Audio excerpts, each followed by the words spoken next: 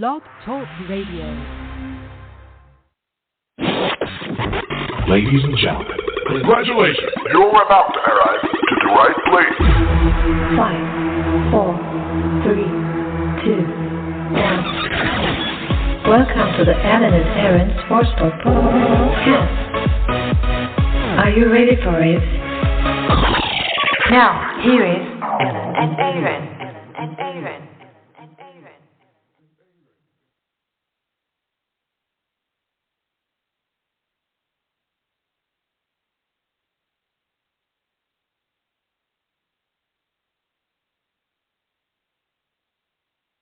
All right, so welcome to the Alan and Aaron Sports Talk Radio Show. Definitely glad that you're joining us here tonight. Sorry about the technical difficulties there, but the great thing is we have a fantastic show for you tonight. We're going to go ahead, and tonight's sponsor is none other than Chef G's Florida Barbecue Sauce. So delicious and addictive, you may need a support group. So definitely check floridabarbecue.com. Check it out. Some great barbecue sauce. And definitely want to thank Chef G for being our sponsor tonight. And tonight we have a great show for you. I'm Alan from the Alan and Aaron Sports Talk Radio Show. My co-host Aaron is actually traveling this weekend from Atlanta. So he's actually going to be on the road. He's going to join us later tonight. And we have a lot to talk about tonight. We're going to have a great show for you. We do have a special guest joining us. His name is none other than Bruce Gelin. He's going to be talking NBA playoffs, predictions, and recent controversy surrounding Bronny James. Bruce has a lot to say, so he's going to be our NBA specialist and talk to us about that. We're going to have a great time with Bruce on the show. And definitely thank you for joining us here on the Alan and Aaron Sports Talk Radio Show. We also are going to talk a bit later about the NFL boxing news, too. I'm going to give you my prediction on Gervonta Davis and Rolando Romero prediction. And definitely, if you do want to chime in, feel free to be our guest, 516-418-5572. Again, it's 516-418-5572. Going to have a great night for you. And one of the great things about Bruce is that he's excited about coming on the show, sharing with us a lot of great things in the NBA. He's a former coach, and we're going to go through that. We're going to also talk about that topic there with Bronny James. That was something that was a big discussion in the NBA news, his prom night. I'll definitely let Bruce talk about his thoughts on that. And we're going to have a fun time tonight on the Alan and Aaron Sports Talk Radio Show, too. One of the great things about this week is we have Memorial Day weekend. So for those people who enjoy great barbecue, it's a good time for you to go ahead and enjoy a bottle of our sponsor barbecue sauce, Chef G's Florida Barbecue Sauce. Check him out, lbbq.com. It's flbbqsauce.com. flbbqsauce.com. And you can also see us on our Facebook page, Alan and Aaron Sports Talk Radio Show. Once you click on that link there, it'll show his website. So without further ado, we'll go ahead and bring on Bruce Gelin. Hey, how you doing so far tonight? I'm doing well. Can't complain. Enjoying myself. That's I'm great. glad to be able to join the show. No, sorry, guys. I say I'm glad I'm able to join the show. Oh, that's fantastic, Bruce. We're glad that you're on the show, too. So definitely really delighted to have you as our special guest tonight. It's going to be a fun time. And we're going to get to your NBA predictions in a few moments. But definitely, I guess we'll start with Bronny James. For those who don't know, he had his junior-senior prom. It was something that just kept popping up on my news feed. In between a lot of the graduation that people was having, the Bronny James, that post kept popping up with him going to his junior-senior prom. And the contention was that he actually went with his prom with a white female. A lot of people felt as if he should have went with somebody that was maybe of his own color. So I wanted to get your thoughts on the thoughts of Bronny James going with somebody who was white. Right. Yeah, so it's a very, it's an interesting thing. I think first off, we have to remember that, Bronny James is 17 years old. I have a 17-year-old son.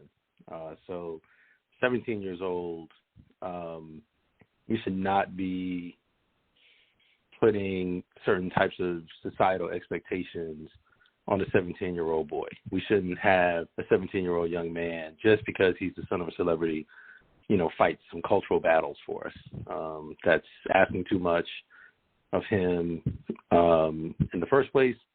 And when you think about the actual issue, what is really the issue? When you're a LeBron James, you've reached a certain status. You're going to live in a certain zip code. Your kids are going to be around. Going to go to certain schools. And the fact is that there may not be that many African-American women or women of color in his natural, environment on an everyday basis.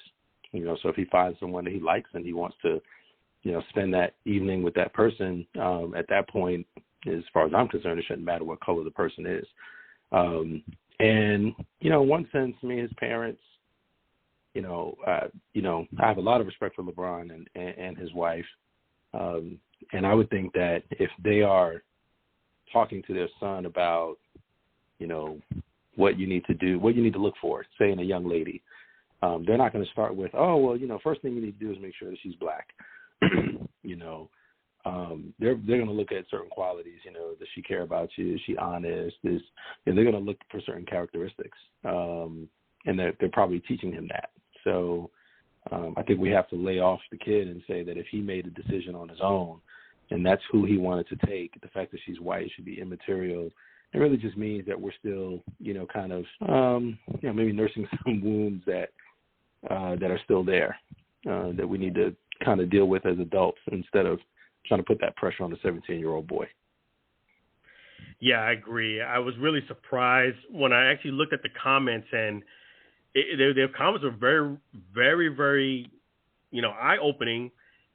Some people calling him the milkman, and it was really surprising that in this day and age, in 2022, as you mentioned, a 17-year-old boy coming into his own, he's getting up there, and all of a sudden, he's getting criticized for just going to the prom with somebody who's white. I just thought it was so much so that it was so negative.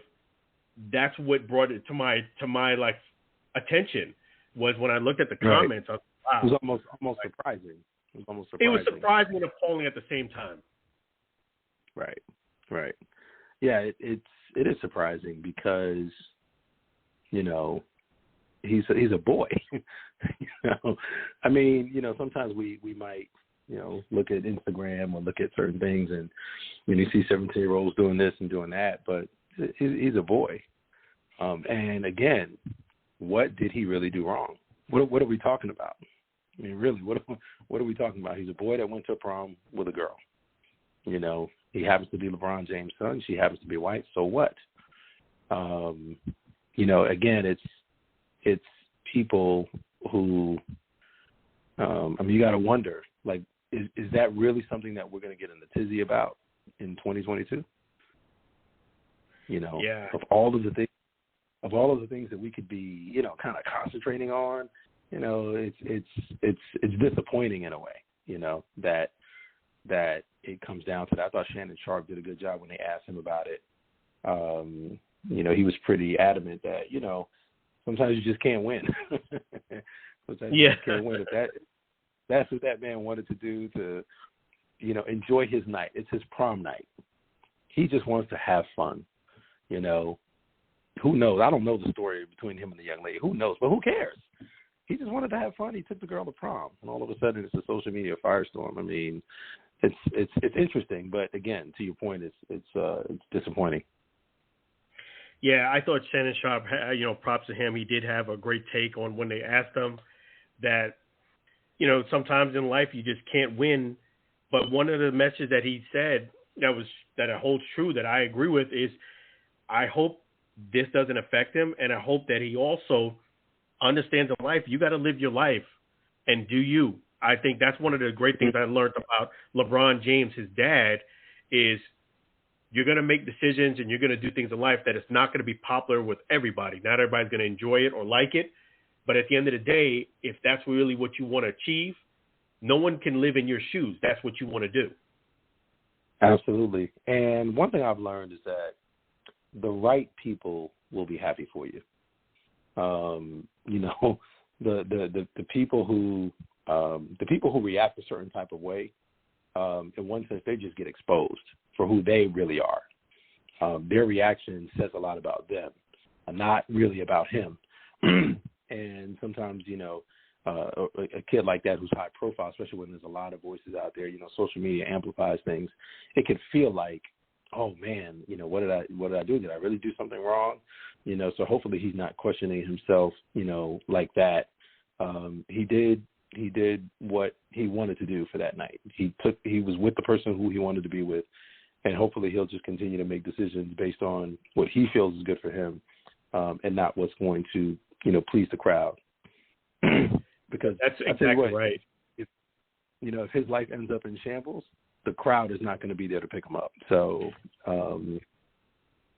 So I think that's the right approach. And, like I said, I just think it speaks to, that when that kind of a negative reaction happens as loudly as it does, it's like, man, we really are having a big social media commentary about a 17-year-old kid taking who happens to be a white girl to prom. Yeah, and that's the thing, is that it was really surprising that it got to that point, that it was so negative. And I definitely commend him. Personally, I was like, that's fantastic. He dressed real sharp. He's driving a real nice car. And the interesting thing is, when I did some research, he didn't even have the nicest car there, even though he had like a Mercedes-Benz coupe. It's just amazing that these young kids have access to Rolls Royces and Bentleys, and I just really wanted to make sure that Bronny understands that this is stuff that you have to deal with. This, unfortunately, this is the downside of being famous, is that you got to deal with everything for public consumption. And to your point, right, everything's for public consumption. One of the things that came up that I didn't realize, and social media brought it to my attention, was that they put a picture, father like son, where Bronny went with his date, and back when LeBron's dad went on the prom, his date at that time was white. He didn't end up marrying a white woman, but it's just amazing how people can twist these things and make everything negative. Absolutely, as if LeBron somehow is not who we know him to be because he happened to go to prom with a white girl when he was in high school. I mean, come on. I mean, look at the person LeBron has become. He's a global icon. He's married to a beautiful woman, has a beautiful family of his own. We've never seen LeBron James in a scandal ever. Been in the public eye since 18 years old. One of the most solid guys out there from that respect. So you got to give him his credit. And nobody cared that he went to prom with a white girl, but maybe the difference was social media wasn't what it is today. And maybe it's a function of just how loud things can get, although he was still a popular kid, during his time. But, that's why I said I think sometimes people are just nursing, kind of some old wounds instead of really dealing with, whatever feelings they may have, it's particularly on the race issue. I mean, again, who cares? Who cares? And imagine if the roles were reversed. Imagine if it was a white guy who took a black girl to prom, and there were people in the white guy's community basically having a social media firestorm about him taking a black girl to the prom. Can you imagine how we would react? Yeah, it's really unfortunate.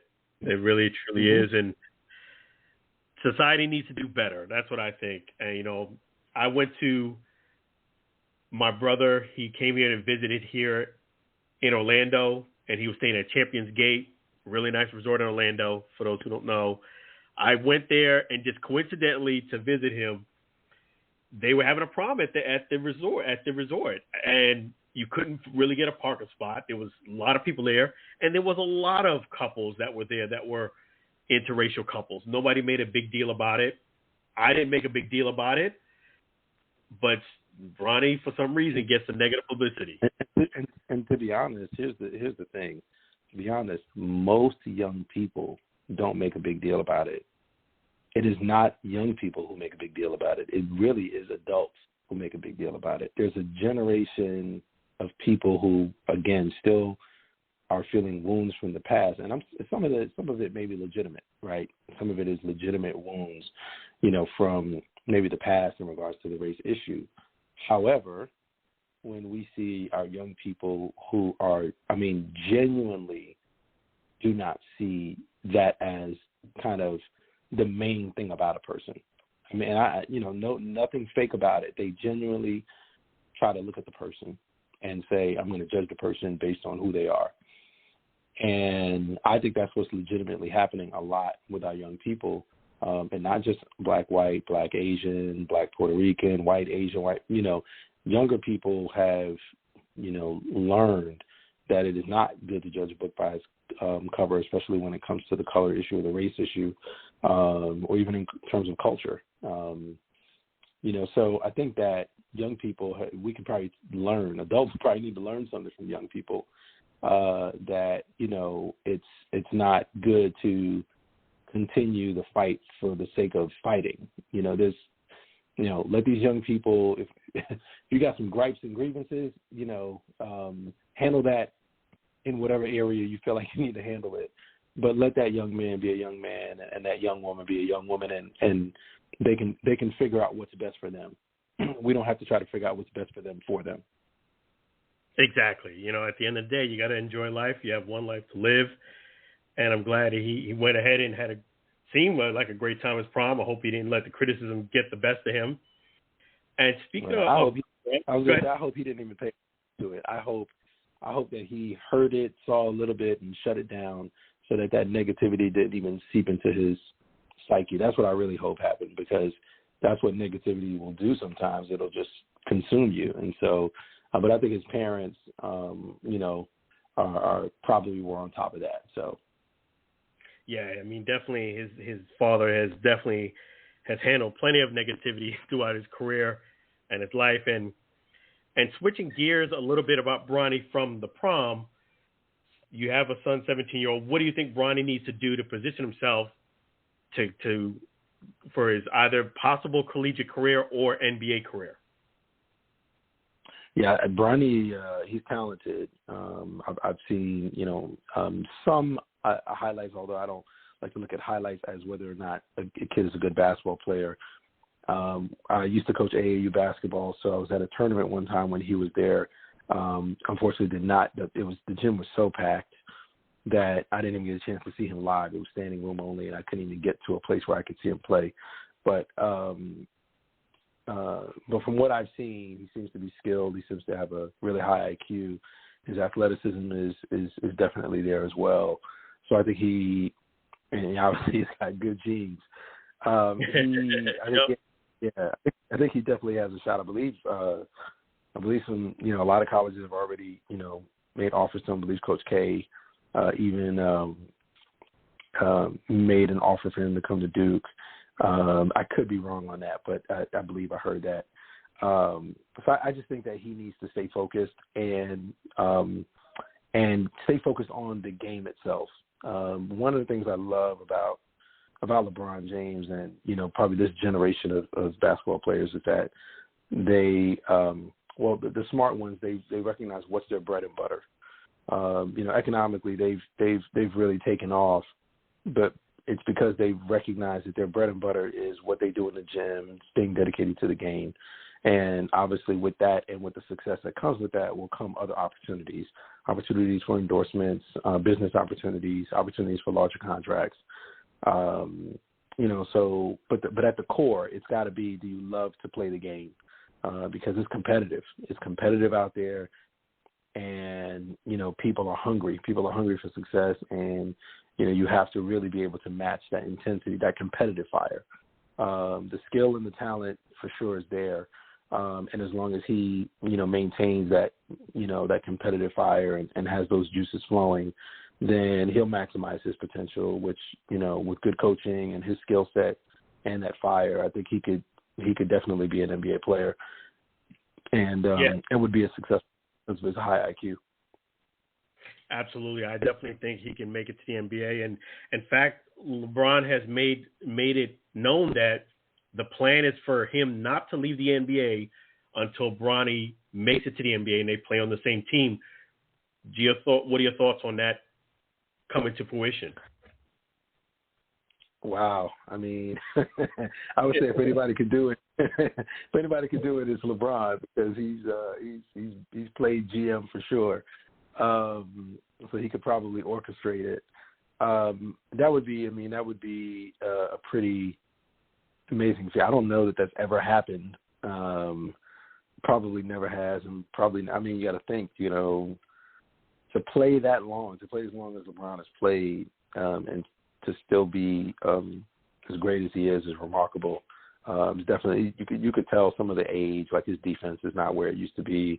It slipped, a little bit, but he's still, pretty dominant player. You're still in championship contention if he plays, the majority of a season, or at least playoff worthy. If he's playing a lot of games, you're in it.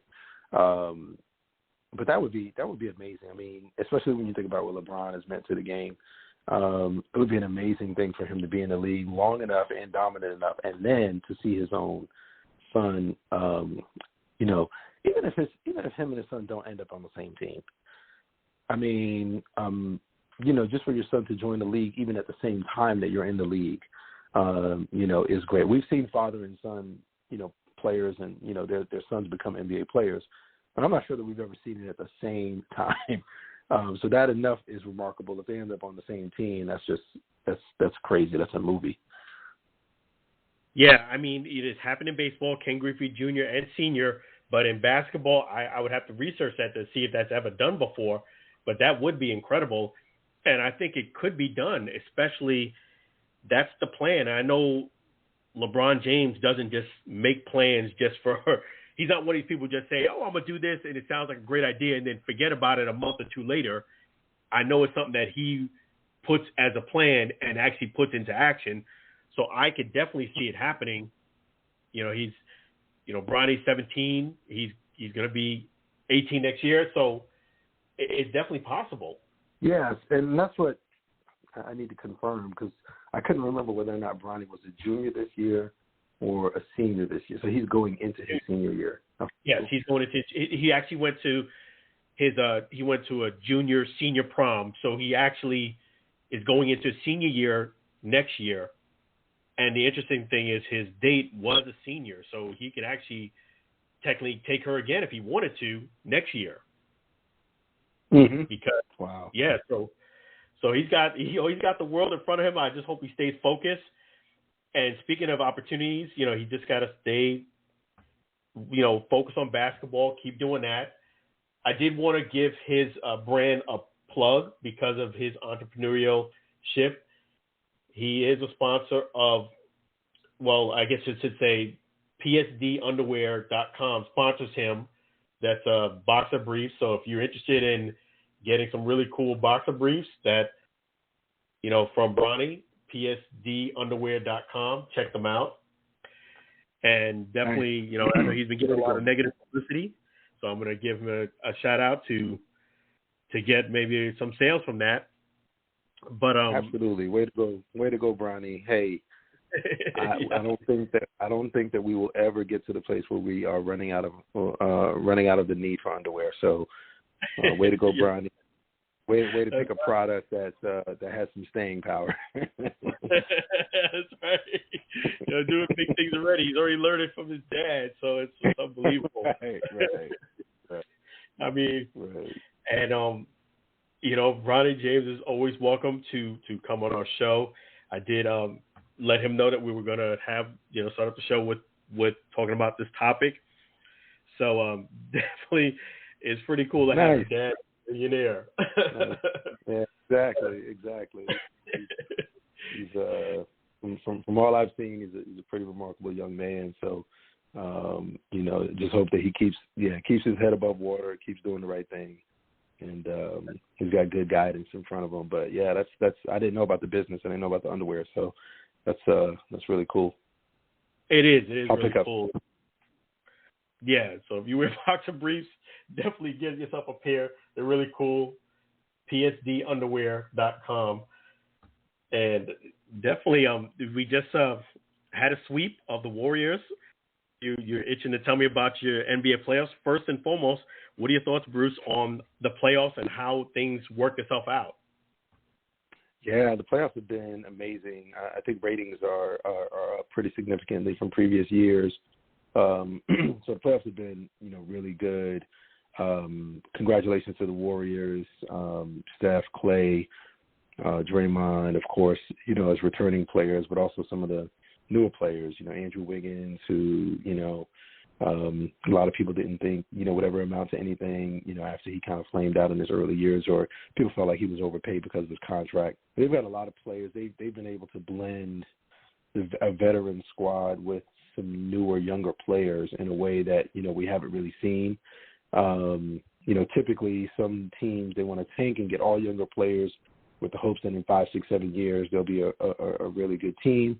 Some teams go full veteran mode, and they don't want any young players on their roster because they really want to chase that championship, and they know they need veterans to do it. And the Warriors found a way to blend some veteran players with some younger players, and Steve Kerr does a good job, and that coaching staff really does a good job. And then Steph Curry, just as a leader, I don't think he gets enough credit for his leadership. He is a quiet leadership, but I think it's a very intense one. And Draymond, of course, is the voice, but I think, Steph's fire really does carry that team, the way he moves without the ball, the way he puts effort on every possession, how much he's improved defensively, which nobody's really talking about. He's a really he's a generational player, and obviously he's changed the game in a lot of ways.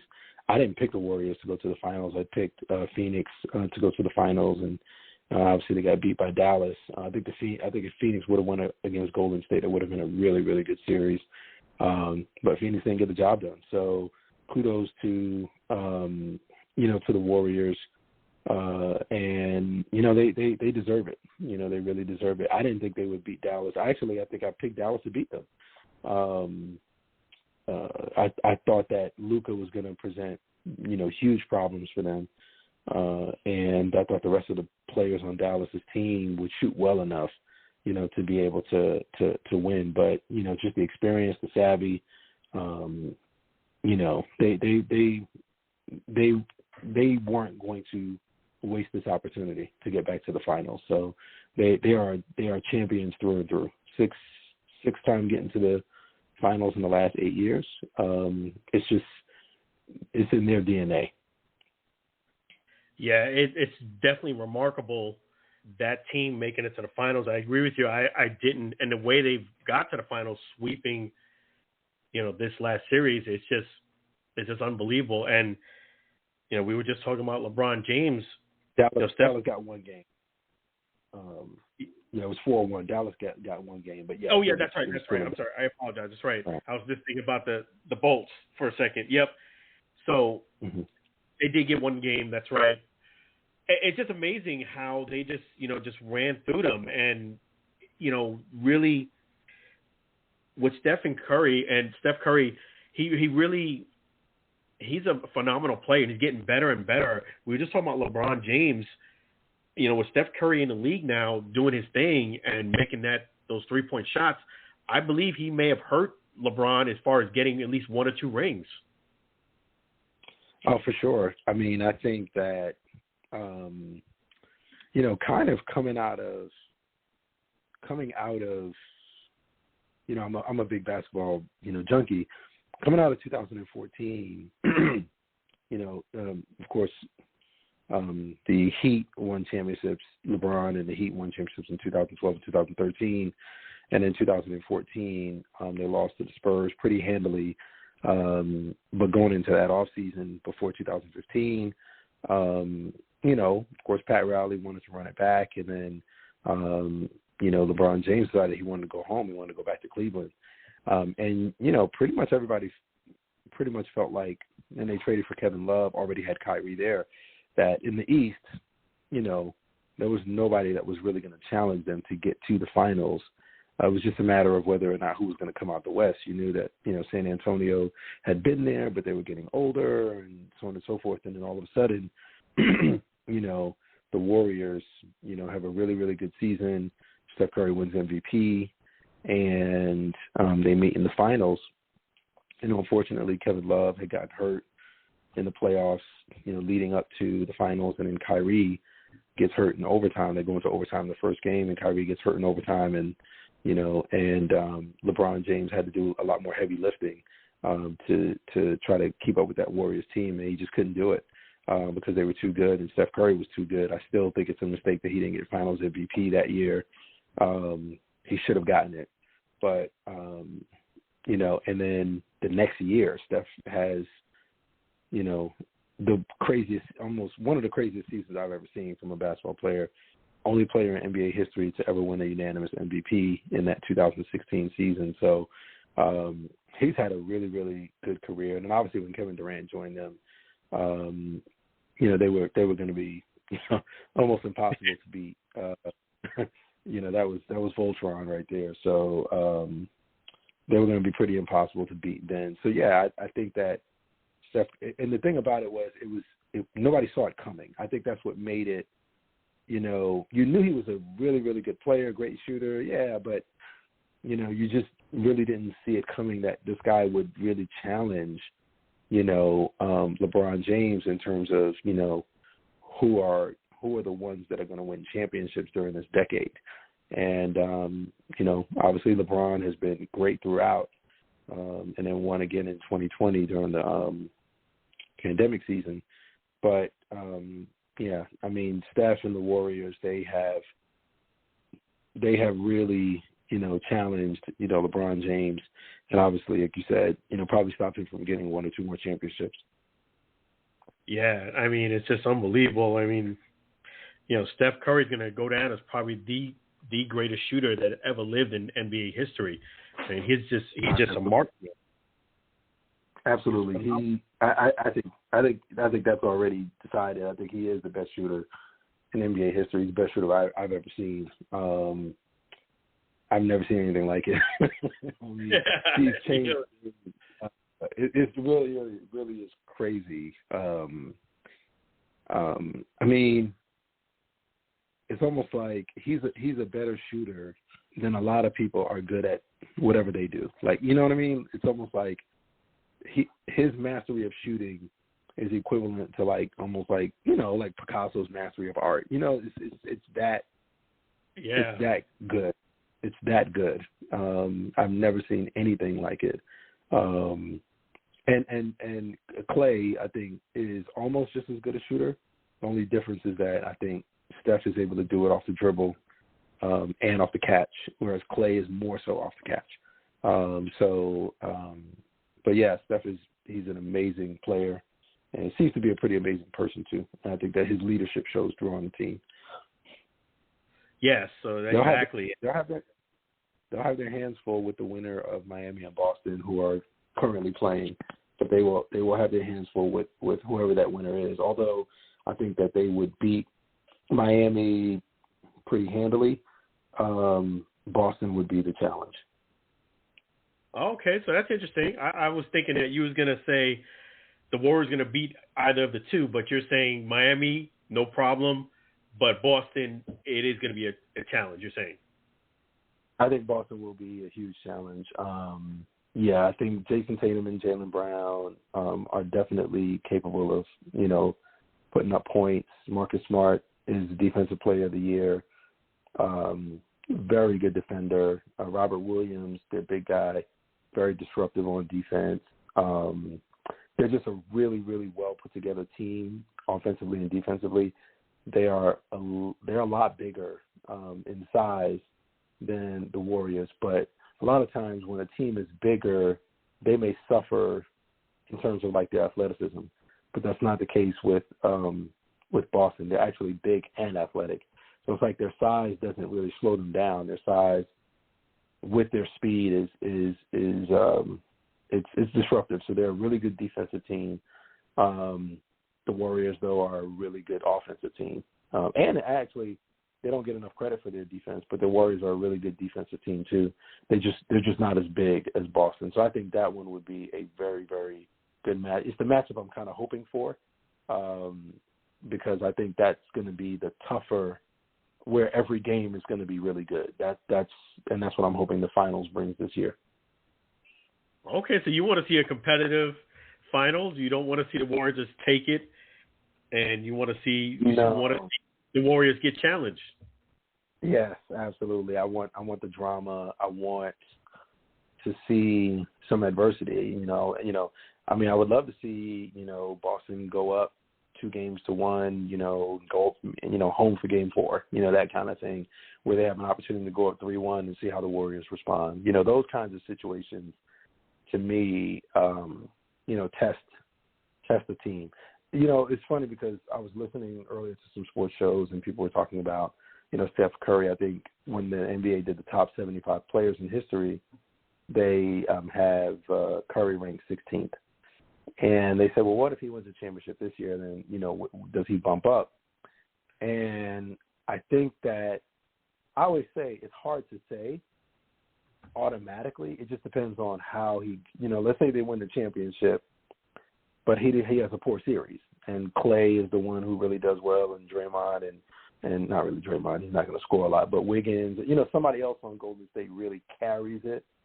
I mean, I don't see that happening, right? I'm just kind of using a hypothetical that, hey, let's say they win the championship, but he plays a subpar series.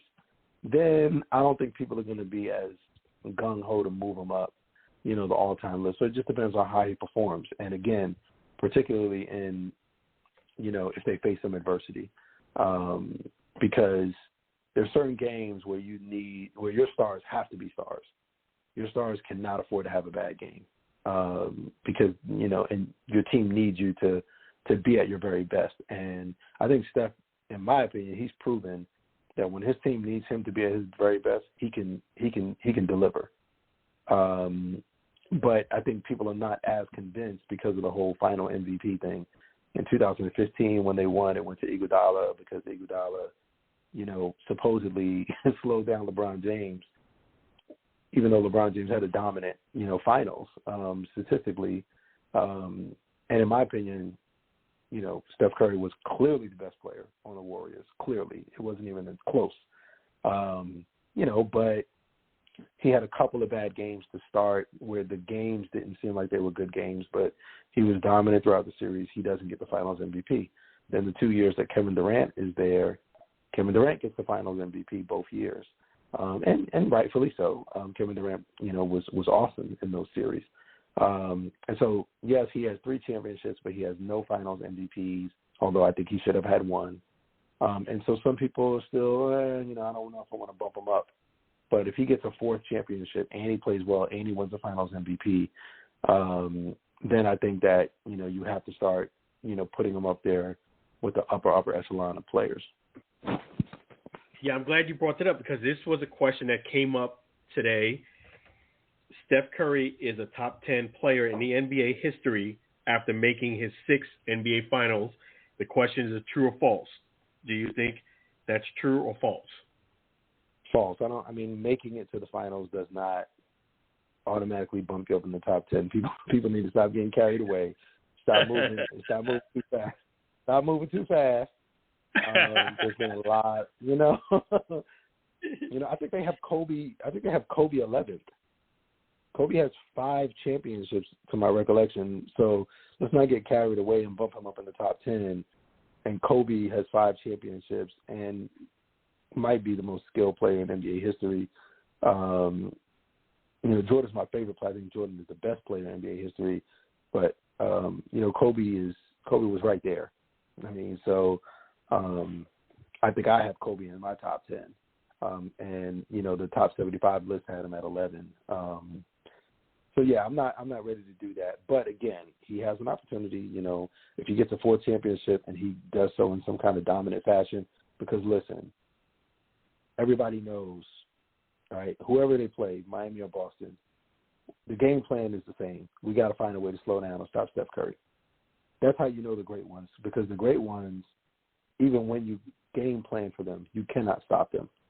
You know, you cannot stop a Kevin Durant, a Steph Curry, you know, a LeBron James. Doesn't matter what your scouting report says. You know, you're not going to stop them.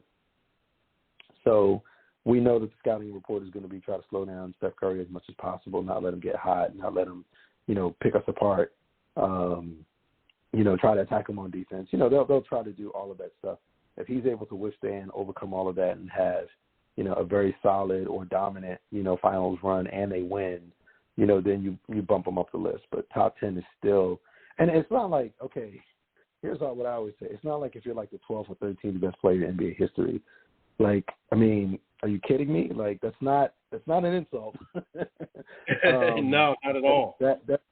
Yeah, I mean, that's pretty remarkable. When you talk about the top 75 players of all time, the NBA has been around since 1950-something. I mean, If you make the top 75 players out of thousands, probably tens of thousands of players who have stepped foot on the NBA court, you know, you're still pretty good. So, but I think he's a phenomenal player. As far as point guards, you know, I think that's when you start talking about, okay, is he a top 5 point guard? You know, you got Magic, you got Isaiah Thomas, and I would say Steph Curry is going to end up being right there either with Isaiah Thomas or ahead of Isaiah Thomas in terms of top point guards of all time. That's definitely the category that you know you could say for sure. All right, there's probably no debate about that. Yeah, absolutely. You got that right. And I just wanted to get your thoughts on that. You mentioned Jordan's your favorite player. That would assume that would be over LeBron James. Why do you say Jordan over LeBron James? Oh man, I got Jordan over LeBron. I don't think it's as close as some people make it out to be. I think Jordan, he was just different. You know, a lot of these young guys when they talk, they, you know, as a compliment they'll say he's different. You know, Jordan was different in every sense of the word. He was just different, and you know the difference I think between the two was that Jordan was dominant, not just with his skill on the basketball court and what he did. Somehow he was able to dominate mentally. There's a clip, I think it's Steve Nash, and he talks about when he came into the league. He came into the league, I think, in '96. He was in the draft with Kobe and Allen Iverson and Ray Allen and them. And so that was the beginning of Jordan's second three-peat. And Steve Nash said, I had never seen anything like it. He said, Jordan, like, he said, you literally feared him. Like, he said, I'd never really been in a situation where I would see basketball players afraid of another basketball player. And he said, but he just had that kind of a presence on the basketball court. And it, you know, as it was happening, you know, as a fan, I didn't necessarily see it that way. But, you know, kind of looking back on it, there were times where you almost felt like, let's say the Bulls were down, you know, 8 points with, you know, 4 minutes left in the fourth quarter, you know, where you almost felt like, I think Jordan's going to pull this one out. You know, you know, he just had that kind of, he gave you that kind of confidence in him that he could just do it. I think athletically he was amazing. Fundamentally, you know, he doesn't get enough credit for how fundamentally skilled he was. Handling the ball, being able to shoot the mid-range, you know, shoot from distance when he did take those shots, operate out of the post, you know, go left, go right, finish left, finish right. You know, he had it all. He literally, I think it was Ray Allen who said, he said he had zero weaknesses. You know, as a coach, one of the things that you do is you try to find the weaknesses in a person's game. You know, what can't they do? You know, and you try to attack that weakness. You know, it happens all the time. And he really didn't have many weaknesses. Now, he had some matchups that gave him some problems. You know, there were some players that could give Jordan fits, particularly like smaller players, quicker players like the Allen Iversons, you know, Stephon Marbury, those kind of players. They would give him trouble because they were shorter and quicker and, you know, just really explosive. But his IQ kicked in a lot of ways too. And he just knew how to win. He knew how to win. And here's the one thing I always say about Jordan. Not only does he have the highest regular season scoring average in NBA history at, I think, 30.4 points a game, even over Wilt and other great scorers, he has the highest scoring average in NBA history for the regular season. But he also has the highest scoring average in NBA history for the postseason at 33.4 points a game. So he literally, you know, when the playoffs gets harder, defense gets harder, defenses get tougher. The teams are playing you multiple times, so now the coaches can really lock in on you and zone in on you and what you do well and try to take away, you know, everything about you. You know, so for someone to go into the playoffs when it gets harder to score and raise his scoring average and do it consistently over the course of his career, you know, to me, Jordan is he's one of one. He's one of one. It's very hard for me to put anybody in his category.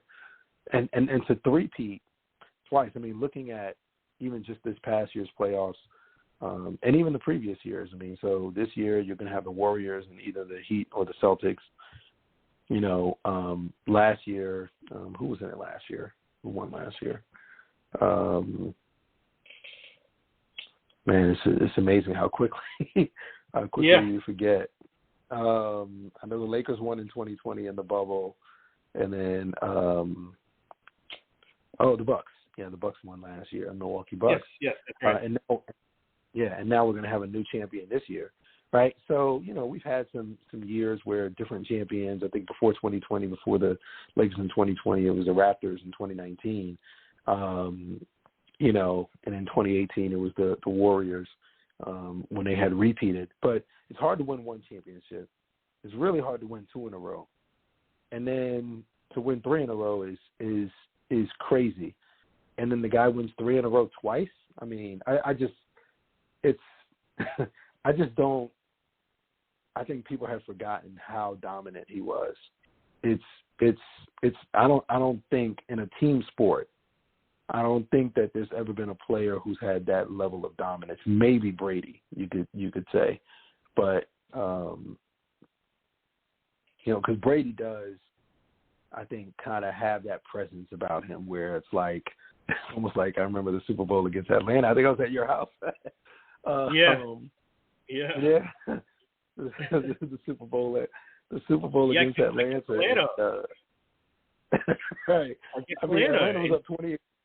Yeah, Atlanta was up 28-3, and once it was 28-10, I don't know. You saw a look in Tom Brady's eyes, and it was just like, this is something just clicked. Crazy. And this is not going to end well for Atlanta. And then, sure enough, he brings them back. So Brady might be the only person I could think of, that kind of had that Jordan kind of presence. But it's different. Basketball and football is a different game. So, football, offense and defense, they switch. Basketball, you're on the court the whole time. So Jordan, he was always on the court, always making his presence felt. So that's why. Now, again, it's no slouch to be number two. LeBron, although some people, I personally probably don't have LeBron number two, though. But general consensus is that LeBron is number two, and I'm good with that because he has been crazy phenomenal as well. But that's no slouch. That's nothing to be to sniff at all. If you're second behind, the GOAT. Yeah, I mean, you're right about that. It's well said. There's nothing wrong with that at all. Both of them have had some fantastic careers and leaving a mark on the game both inside and the court, on the court and off the court. A fantastic career for both of them. But yeah, we're so glad that you shared your story and told us your predictions. So and that's one prediction we didn't get. If Boston does advance and they do face the Warriors, who do you think wins that series? Oh man! So the basketball coach in me says that Boston should win that series. Looking at their personnel, looking at what they can do both offensively and defensively, they should win. I wouldn't pick them though to win. I would pick Golden State. I think that they just know how to win. They just know how to win. And I think Steph Curry is just. I think that he's salivating at this opportunity, and he realizes that it was hard to get here. And it's always hard to get here, and you don't want to waste these moments. And I think he's just going to be phenomenal in the finals. I don't care what they try to do. I think that he's going to find a way to be phenomenal and be impactful like he always is. He's probably the most impactful player in the NBA right now, in the sense that when he moves, everything moves, because everybody's so scared of his shooting, ability. So, and it opens up everything for that team. So I would pick the Warriors to win. Even though, I would say that Boston should win, just from a pure technical standpoint. Yeah, that's a great choice. That's who I have winning too. I have the Warriors winning. Whoever comes out of the East, I still have the Warriors winning. I just think they have the experience. I think you're right on paper. Boston should win. They will pose a very good matchup, but I think at the end of the day, Steph, he knows, like you said, to your point, he knows that these chances are rare. You don't have to go through LeBron James. You gotta bring home the championship. That's his mentality. And I not only do I think that's his mentality, I think he wants to get that Finals MVP, because that's something that he's made jokes about, but I know it's on his mind. Absolutely, yeah. He and you know what? I like that about him. I like that about any player. Like, this is a competitive sport, and you want to win and you want to achieve. I don't think there's anything wrong with wanting to get the Finals MVP. I would want it. I would want to earn it. I don't want it to be given, but you want to earn it, and I think he's going to be prepared to earn it. He's going to be prepared to play on offense and defense. I've been very impressed with the way he's been playing defense, but yeah, I think he's locked in. I think he is locked in, and put it like this: when I say technically Boston should win, they're going to have to give it everything they've got, because the Warriors are not a team that's going to beat themselves. You will have to beat them. You will have to be at your very best to beat them. Otherwise, you're going to lose. Yeah, that's right. It does. You got to be at your A+ game to beat the Warriors. But it should be a great series, and it's something we're looking forward to see. And definitely, we appreciate you joining us. Bruce, any last words you want to give to the great listeners we have? No, just keep listening to the show, and keep calling in, and I'll do the same thing every when I can, and be able to call in and just talk shop. So thanks for having me on. I appreciate you. Oh, we appreciate you joining us. Thank you so much, and continue success. Thank you, Bruce. All right. Thank you, sir. You're welcome. God bless. Thank you. Bye. Take care. All right.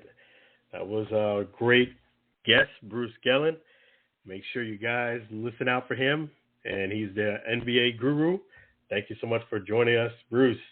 And we're going to go ahead and bring on the second man of the hour. It's Aaron. How you doing, Aaron? Hey, I'm doing well tonight. How are you? I'm doing great. Thank you for asking. How about yourself?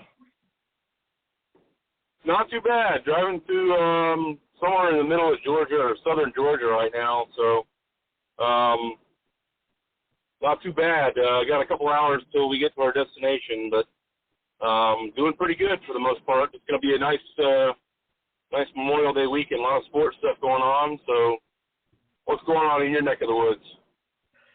Yeah, you're right. It's going to be a great Memorial Day weekend. Hopefully, we both get some good weather, no rain, and a lot of things going on. I did want to get your thoughts on something. Is that what do you think the Bulls' chances are of winning this championship, making it number 3? I think they're in great shape. I said this last week and even the week before that, when they played Toronto, that was their biggest challenge, I think, this playoffs.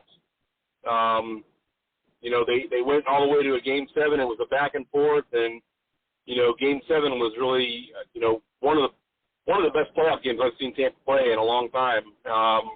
Maybe as far as all their playoff runs, that was probably one of the hardest fought games just because of the way they ended up winning it. Having to really play defense, especially at the end of the game, and getting some goals from a unlikely source, if you will. But yeah, I think once they got past that, and now here we are where they're at.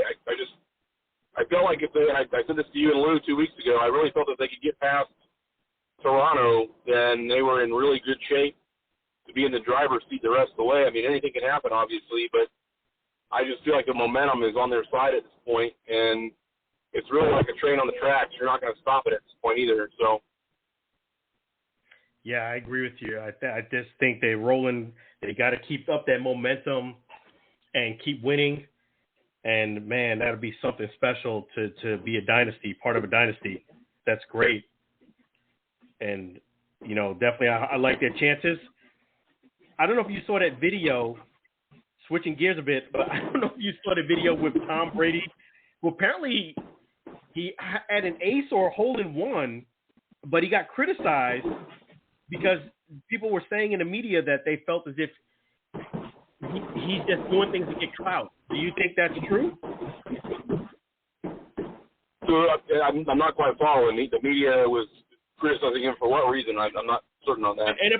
An NFL player was basically criticizing Tom Brady because Tom Brady had basically filmed him taking a golf shot, and the shot allegedly went in. It kind of looked like it was from a drone, and it went in, and Tom Brady posted it, but he got criticized and a lot of NFL players because they felt as if, okay, Tom Brady, you just posted stuff to get clout now. Kind of like I look at it as being jealousy. What are your thoughts on it?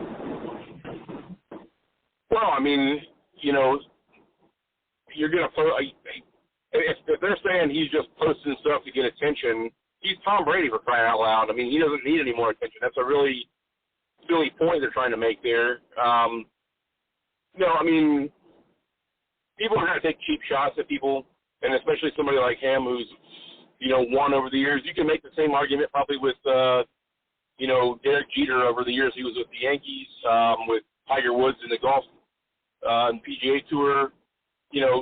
People typically tend to take shots at those who win a lot. And typically they're shots that are not, valid points.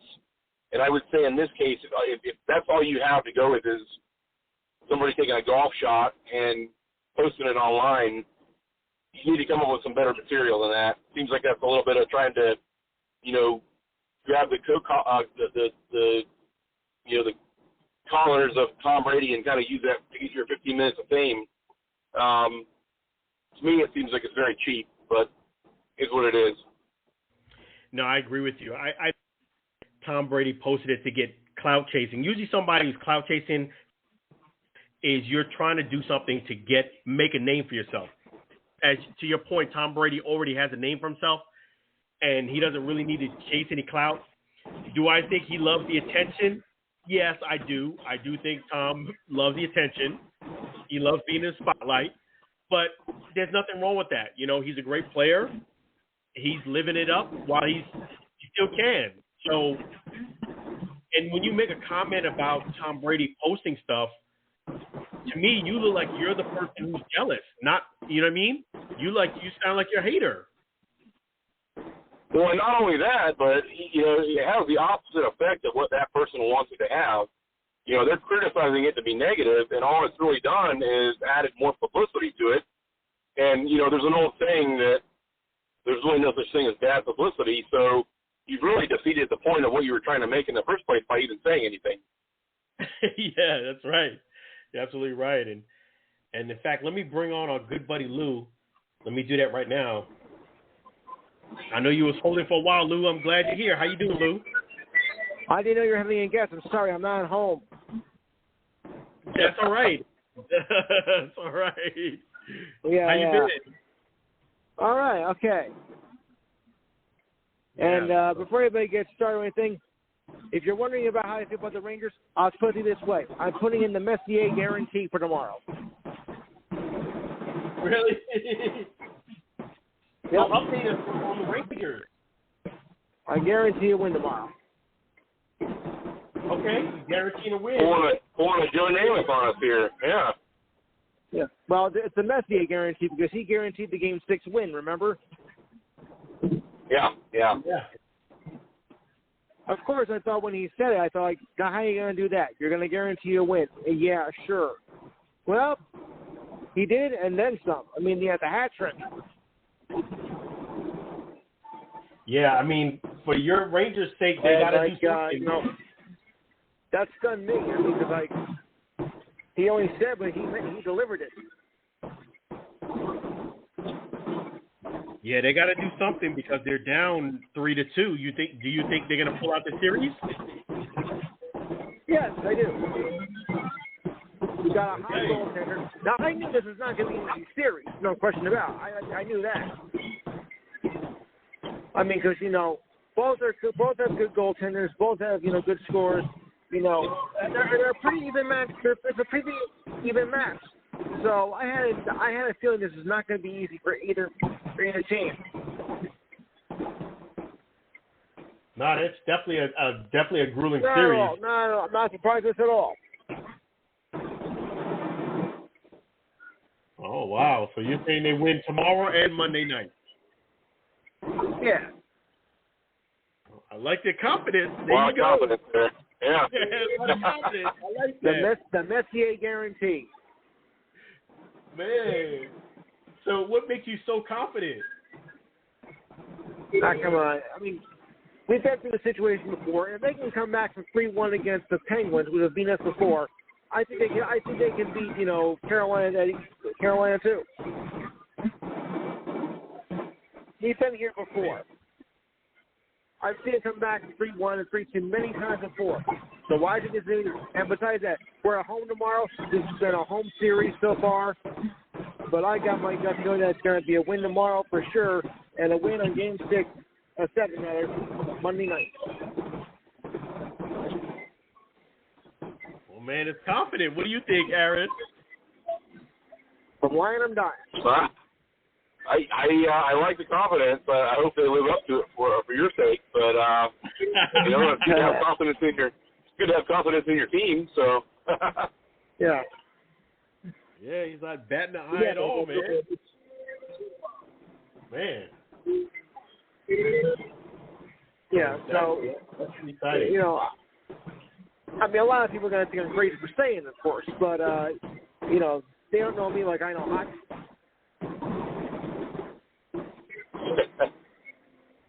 Yeah. You know. There you go. Yeah. And on the baseball side, you know, it's it's been quite a season so far for our New York squads, both of them.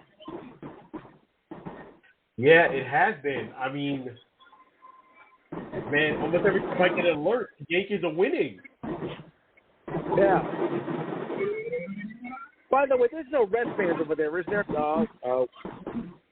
But you know what? The Braves are doing good. They're now second place.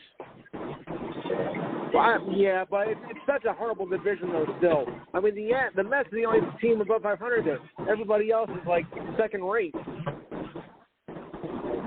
Got a good point there, Lou. Everybody's got a losing record except for the Mets. But then again, the Braves have been there before, too. I think the Braves are going to be fine. I think well, they're more proven. They're more proven, I think, than the Mets. I mean, the Mets definitely are doing their thing, but I think for the long run, the Braves have been there. What do you think, Aaron? Yeah. I definitely agree. You know, I think the Mets are definitely in a better position now than they've been in the past couple of years because of the stability with Buck Showalter.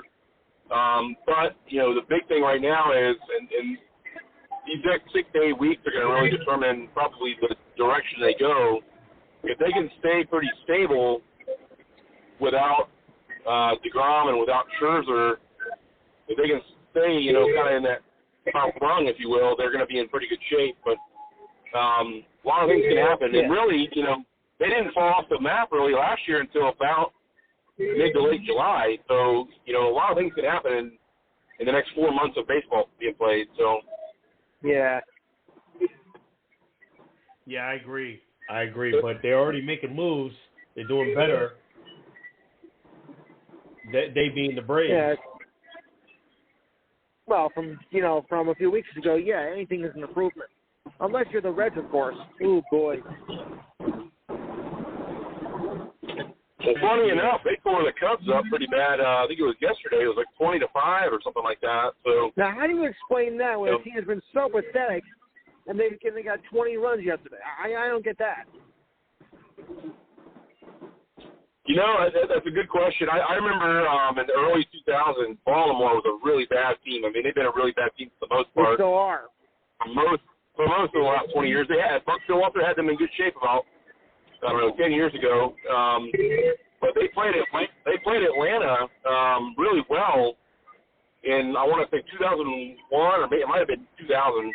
And they had a game where they put up 20 runs. So it happens sometimes. Every now and then, it's like backing a wild animal into a corner. They're gonna burst out at some point. Yeah. Yeah. Yeah, I agree. Like in baseball, sometimes matchups make a difference. I remember when the Rays used to play the Yankees, and they used to always have the Yankees number for some odd reason. Yeah. But yeah, and the Padres have the best season since '98. Yeah, San Diego was in a good spot last year, though, and they imploded. That's probably one of the most surprising implosions I've seen because their pitching staff on paper last year, especially, I mean, with all those arms they added, they probably should have been right up there where the Giants were, but, they fell apart late. Yeah. Yeah, you definitely want to get hot towards the end of the season. Big surprise right now, I think. Yeah, you definitely want to get hot. Still a lot of baseball to go, though. Yeah. Oh, yeah. And, of course, we got the big races Sunday. Yeah. What are your thoughts on that? Well, it's one of the few races I follow, but there was also one of the Andretti boys, had a problem with the car and he escaped without injury, though. But still, how that happened, oof. I'll explain more in detail if you call in tomorrow. So it should be a very interesting show because I'll cover with the Indy 500 and whatnot. There you go. Tell them what else you're going to do on the show. All right. Well, of course, we're going to talk about the NBA and NHL playoffs. By the way, the Warriors are going back to the finals. Yep, so that's right. Warriors all the way. We'll also recap last week's Preakness and PGA Championship. Maybe some French Open tennis along the way, and of course, baseball, boxing, and the USFL. So, we're going to call. It's 512-543-4662 from 5 to 7 East Coast time. So I hope to hear from you, and if not, then happy Memorial Day weekend, guys.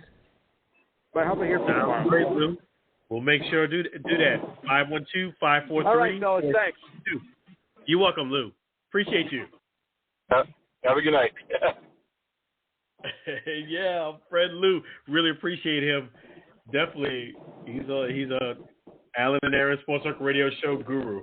Really appreciate you calling in, Lou. And yeah, I did want to get your thoughts on that. You love golf just like I do. Justin Thomas, JT won the PGA Championship. Your thoughts on Justin Thomas winning? Yeah, it was really it was a 3-horse race at the very end there, and then who was the guy? Who was the kid?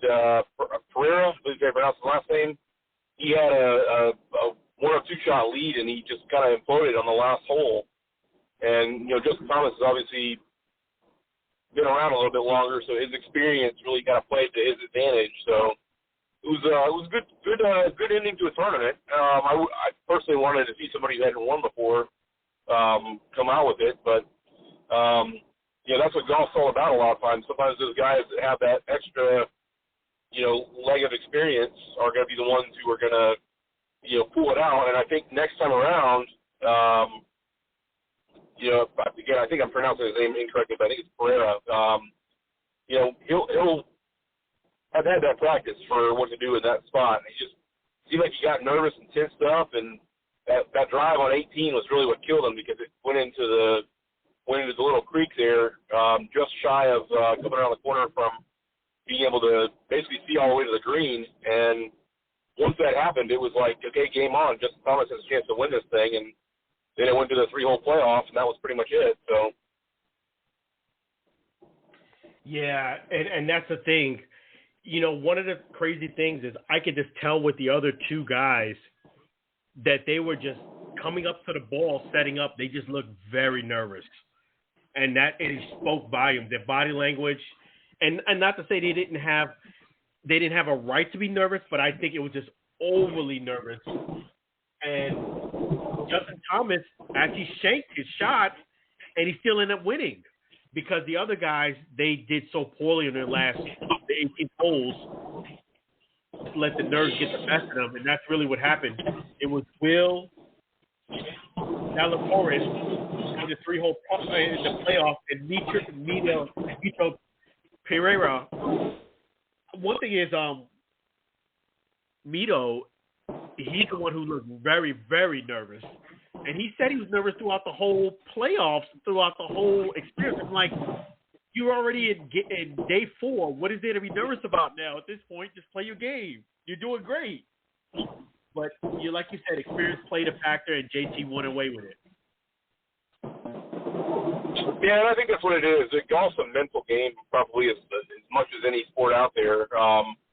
You second guess yourself. You start letting the other guy and his experience get in your mind, and before you know it, you shank a shot like you did on 18, or you over tap a putt, or you under hit a putt, and suddenly it all spirals out of control. You go from having a couple stroke lead to suddenly being down by a stroke or 2, and that's really what played out on Sunday. So,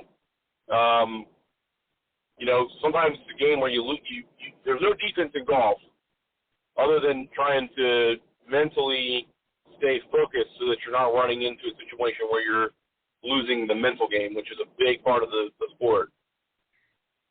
No, you're absolutely right, because Mito, the one who hit the drive at 18, he looked – I kind of could tell he wasn't going to play that hole well. He looks – I watched it live towards the playoff,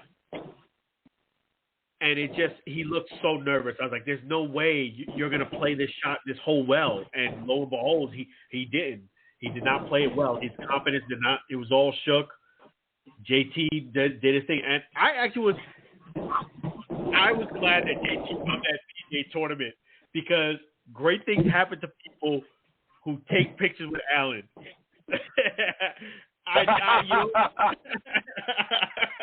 Great things happen to people who take pictures with Alan. He took a picture with me. There you go. Yeah. During the Valspar practice round, and he did really well in that tournament. He actually did. He was in the running up until the very, very end, and he didn't win it. But I believe, I'll double check it, but I believe he was in the top 5 or 7. But he was in contention towards the very end. And this one here, he ended up winning, not even like a little over a month later. So I was glad JT won. Congratulations, Justin Thomas. Great things happen to people who take pictures of me, That's what I'm saying. Oh, yeah. There we go, right there. It's good karma. But, so congratulations, JT. But, yeah, it's been awesome, and definitely I wanted to make sure. I didn't want to take up too much of your time because I know you're driving. Any thoughts that you want to leave our great fans? Yeah, this is a great weekend for sports. So obviously, from the baseball side of things, we're obviously a little behind this year just because we had the work stoppage. So the season is not quite as far in as it normally is. Normally we're a third of the way by Memorial Day. We're at about a fourth of the way at this point. So, a lot of good baseball left to be played.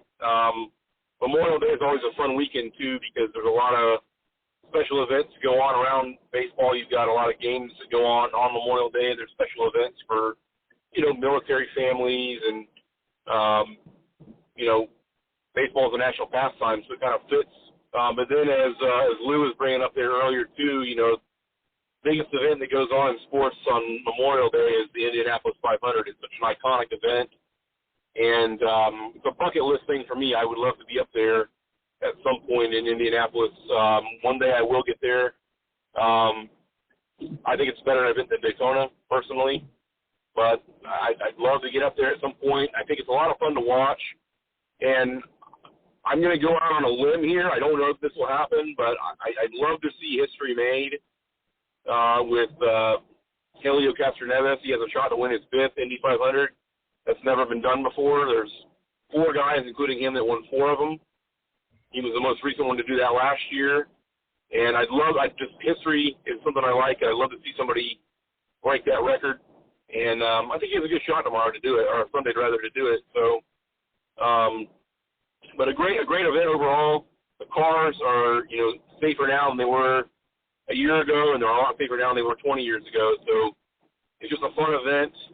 It's really one of those things that I would encourage people who maybe don't know a lot about it to watch. There's just so much history around it, and you get to see some of the finest machines in the world out there on the track going 240 miles an hour. So yeah, and you said the Indy is more exciting than NASCAR. I've always liked the open wheel type of racing better than NASCAR. Don't get me wrong, I like them both a lot, but there's just something different. The hair on your neck stands up higher on a open wheel racing car as opposed to NASCAR. I'm not saying that there's anything wrong with the NASCAR side of things. Just something that's a little bit different about it. And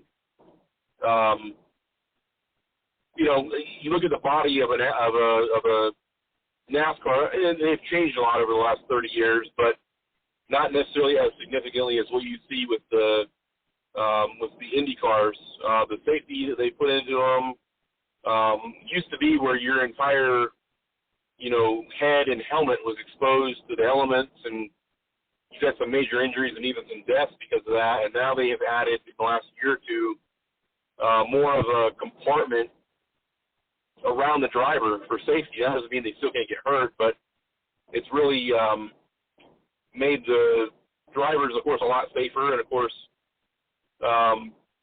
changes the sport a lot too. So, but it's a lot of fun to watch.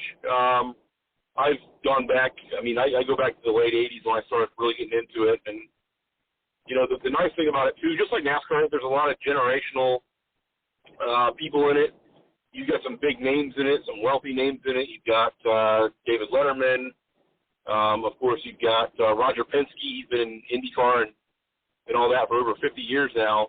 He's kind of like the Jerry Jones or the George Steinbrenner, if you will, of IndyCar. So it's a neat thing to watch.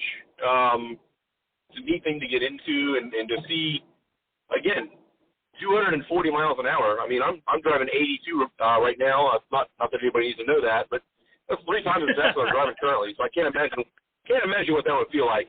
And then going into a corner and braking at probably 175 miles an hour kind of thing. So.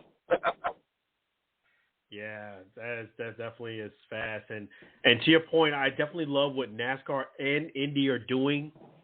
When I went to the Daytona 500, you could tell that the cars are made safer. They've taken the Hans to another level, and they made it so that if the car does collapse, that the driver's safer. They've done a lot of improvements. Obviously, you're still going over 200 miles an hour. Something could still happen. but I feel as if they're doing their very best to limit that as much as possible. The car catches fire, they try to make it so it catches maybe the driver inside is safe. So they are doing their part.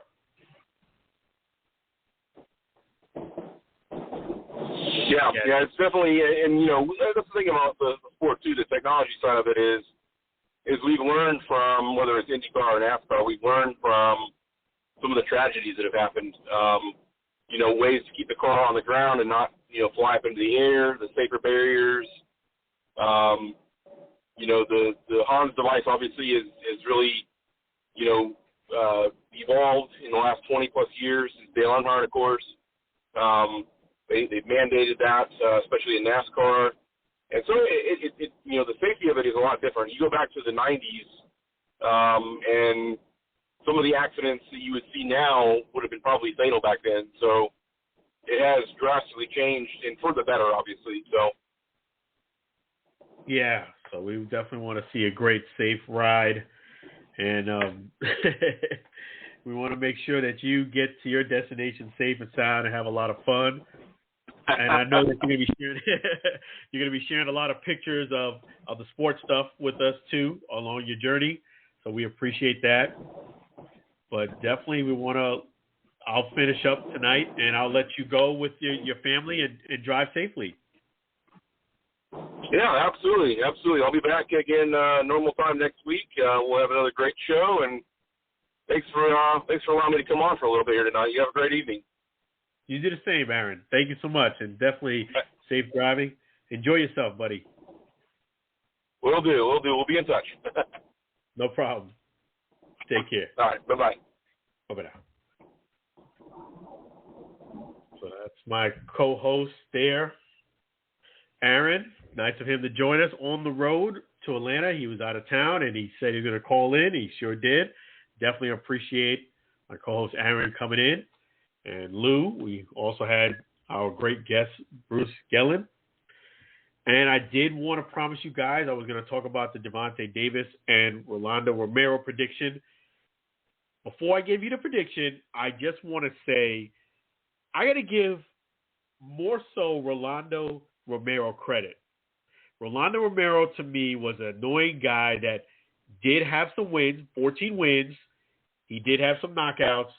And all truthfully honest, I didn't think, number one, that he was going to really pose a threat to Tank Davis. And number two, I really didn't think that this fight was going to do too well. Obviously, people like myself who are in the boxing world are going to watch it, whether it's a hit, a flop, or not. I'm going to watch it anyway. But no kidding aside, I got to give Rolando Romero credit. Not only does he did a great job promoting this fight, and he made me into a believer. And I don't think, when I say he made me into a believer, I don't think this is going to be a slam dunk on Tank's side. I really thought it was going to be just a slam dunk.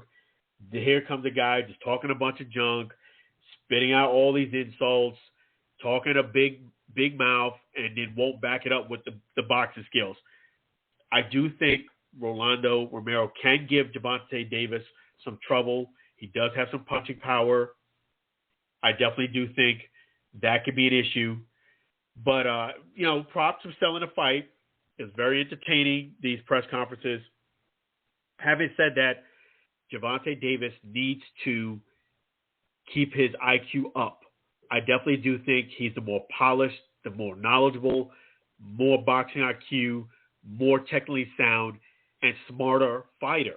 I think he needs to use all of those skills to beat Rolando Romero. If he does not do that, and he lets Rolando get in his head in the boxing ring, or he lets Rolando make this more into a brawl rather than a fight, I think Rolando could win this fight. Gervonta has to be smart. It's going to be a different type of fight because when he fought Santa Cruz, not the last Cruz, Santa Cruz, he kind of walked him down. Santa Cruz did not have the power. So even when Gervonta Davis landed a vicious uppercut, Cruz landed like 2 or 3 punches, and then Gervonta Davis just loaded up and hit him with a massive uppercut. if you have punching power, you can hurt Gervonta Davis. And I think Rolando does have punching power. Having said that, my prediction is still going to be on Gervonta Davis. Because of his IQ and his boxing skills, I think those are going to reign supreme. I do believe if Rolando does not knock him out, let's say by the 5th round, the pressure that Rolando is going to feel is going to be overwhelming. And I think combined with Gervonta Davis' skill, the rounds are going to go more and more and just be money in the bank for Gervonta Davis. And if he's not lucky, I just think the pressure is going to be too much. Rolando said first round knockout. I don't think that's going to happen. I think Gervonta Davis is going to win by a tremendous scorecard. Unanimous decision is what I feel is going to be. I don't think Gervonta Davis will knock out Rolando Romero, but I think he's going to win almost every round is what I think.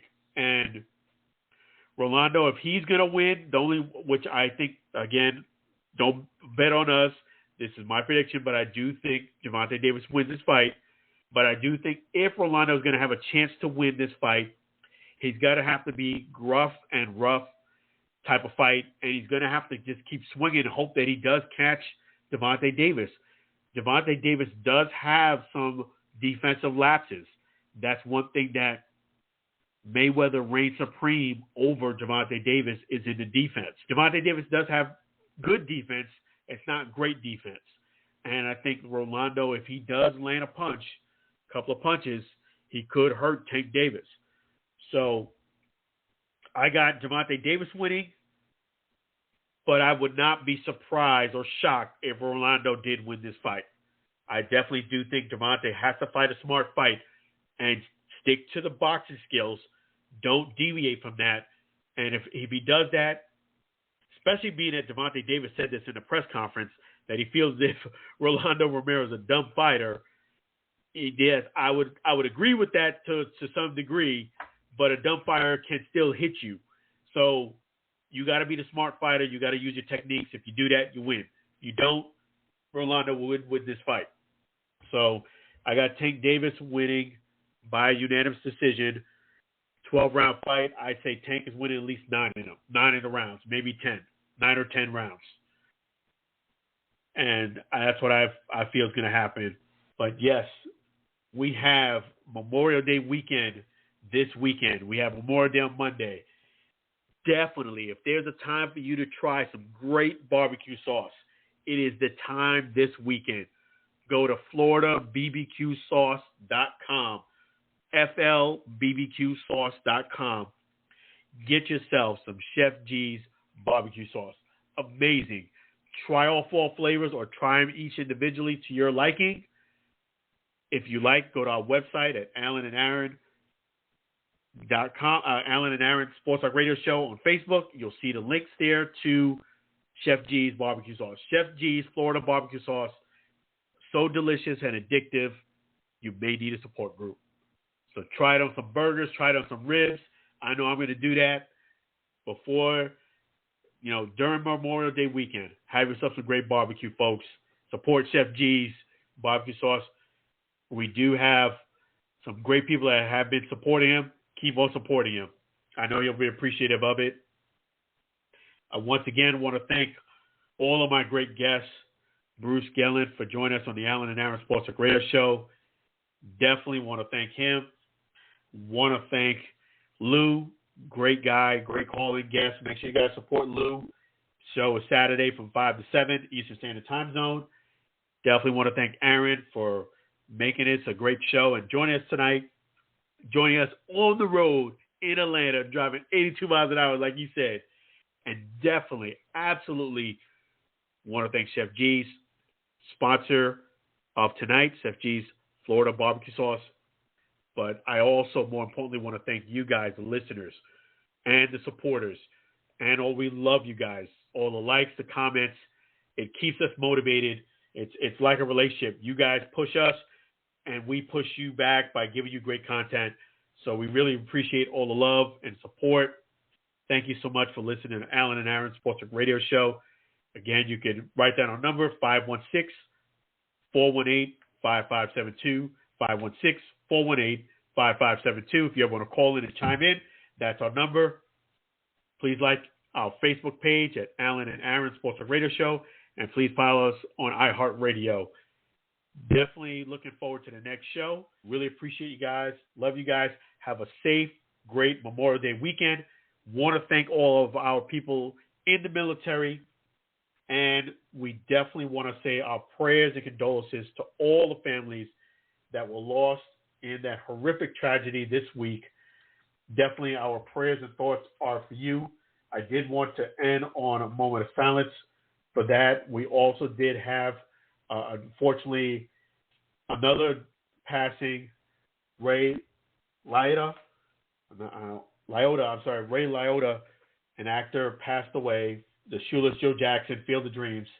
So definitely our prayers, condolences to the Ray Liotta family and all the victims of the Texas school. So I'm going to say a moment of silence. Thank you guys so much for joining us on the Alan and Aaron Sports Talk Radio Show. Have a great Memorial Day weekend.